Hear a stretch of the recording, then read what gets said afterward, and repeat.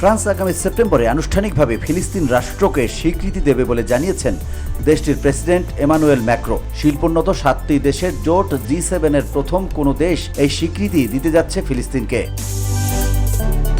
সামাজিক যোগাযোগ মাধ্যম এক্সে একটি পোস্টে ম্যাক্রো বলেছেন, যুক্তরাষ্ট্রের নিউ ইয়র্কে জাতিসংঘের সাধারণ পরিষদের অধিবেশনে আনুষ্ঠানিকভাবে বিষয়টি ঘোষণা করা হবে।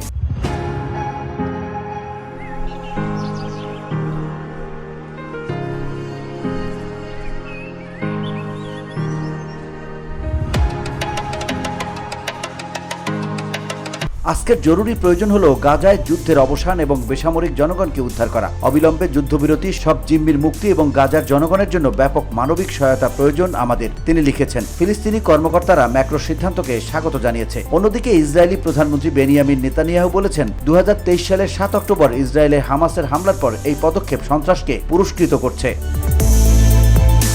VOD Bangla news desk.